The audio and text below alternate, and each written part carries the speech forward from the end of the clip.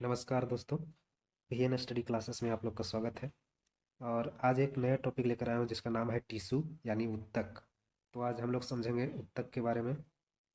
अगर आप चैनल पर नए हैं तो कृपया चैनल को सब्सक्राइब कर दें और बेल आइकन को दबा दें तथा वीडियो को लाइक भी कर दिया करें। तो आइए शुरू करते हैं उत्तक के बारे में।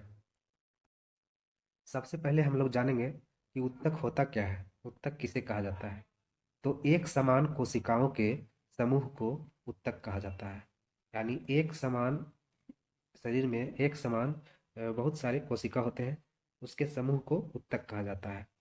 और उत्तक का अध्ययन जो है वो क्या कहलाता है, तो हिस्टोलॉजी कहलाता है। उत्तक का अध्ययन हिस्टोलॉजी कहलाएगा। और उत्तक जो है मुख्यतः चार प्रकार के होते हैं।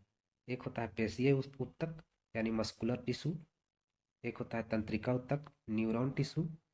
फिर होता है संयोजी उत्तक कनेक्टिंग टिश्यू।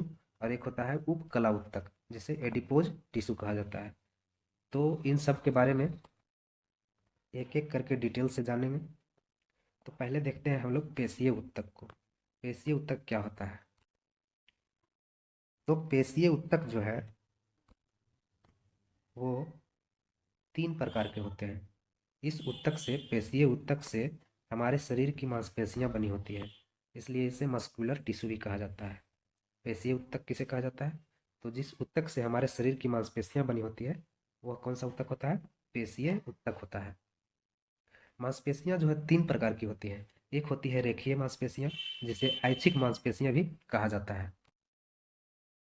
और यह मांसपेशी जो है रेखीय मांसपेशियां यानी ऐच्छिक मांसपेशी जो है हमारे शरीर में हड्डी से जुड़ी होती है और यह हमारी इच्छा अनुसार काम करती है, इसलिए इसे ऐच्छिक मांसपेशी बोला जाता है। ज़्यादा काम करने से यही मांसपेशी जो है लैक्टिक एसिड के कारण थक जाती है। दूसरा होता है अरेखीय मांसपेशियां जिसे अनैच्छिक मांसपेशियां कहते हैं। यानी यह मांसपेशी जो है हड्डी से जुड़ी नहीं होती है, इसलिए यह हमारी इच्छा अनुसार काम नहीं करती है। जैसे किडनी हो गया और अमाशय हो गया, किडनी हो गया, अमाशय हो गया, और कौन सा होता है, अमाशय हो गया और आंत हो गया, लीवर हो गया। ये सभी जो है अनैच्छिक मांसपेशियां के अंतर्गत आते हैं क्योंकि यह जो है हमारी इच्छा अनुसार काम नहीं करते हैं। लेकिन रेखीय मांसपेशियां जो है हमारी इच्छा अनुसार काम करते हैं। जैसे हाथ को ऊपर उठाना है तो उससे जो मांसपेशी होती है वो कौन सी मांसपेशी काम करती है, तो ऐच्छिक मांसपेशियां काम करती है। लेकिन किडनी अमाशय आंत लीवर ये सभी जो है हमारी इच्छा अनुसार काम नहीं करती है, इसलिए इसे अनैच्छिक मांसपेशी कहा जाता है। एक होता है हृदयक मांसपेशियां। यह जो है आरेखीय मांसपेशी का ही एक कैटेगरी है। हृदयक मांसपेशियां जो है वो अरेखीय मांसपेशी का ही एक हिस्सा होता है जिसका दिल बना होता है। हृदयक मांसपेशी का क्या बना होता है, जिसका दिल बना होता है। इन तीनों मांसपेशी को अगर मिला दिया जाए तो उसे कहा जाता है पेशीय उत्तक। इन तीनों जो है इन तीनों मांसपेशी को सम्मिलित रूप से क्या कहा जाता है, तो पेशीय उत्तक या मस्कुलर टिश्यू बोला जाता है। अब आइए देखते हैं तंत्रिका उत्तक के बारे में। तंत्रिका उत्तक जो है इससे क्या बना होता है, ब्रेन बना होता है। ब्रेन किस उत्तक से बनता है, तो न्यूरॉन टिश्यू यानी तंत्रिका उत्तक से बनता है। और तीसरा होता है संयोजी उत्तक जिसे कनेक्टिंग टिश्यू कहा जाता है। यह जो है पूरे शरीर को आपस में कनेक्ट करके रखे हुए रहता है। संयोजी उत्तक जो है वो पूरे शरीर को कनेक्ट करके रखे रहता है। यह पूरे शरीर को आपस में कनेक्ट करके रखेगा। जैसे ब्लड जो है, ब्लड जो है वो कैसा उत्तक है, तो संयोजी उत्तक होता है। और ब्लड जो है इसी में पीले रंग का एक पदार्थ होता है जिसे लिम्फ या लसिका कहा जाता है। ब्लड में क्या होता है, तो एक पीले रंग का पदार्थ होता है जिसे लसिका या लिम्फ बोला जाता है। और बोन यानी हड्डी, नरम हड्डी को क्या बोला जाता है, तो कार्टिलेज कहते हैं, इसी को उपास्थि भी कहा जाता है। तो संयोजी उत्तक का उदाहरण कौन सा हो गया, ब्लड हो गया। क्वेश्चन पूछता है कि ब्लड कौन सा उत्तक है, कैसा उत्तक है, तो संयोजी उत्तक होता है। और एक होता है उपकला उत्तक जिसे एडिपोज टिश्यू बोला जाता है। यह उत्तक जो है वसा के बने होते हैं। यह किसका बना होगा, वसा का बना होता है। एडिपोज उत्तक जो है वो वसा का बना होता है।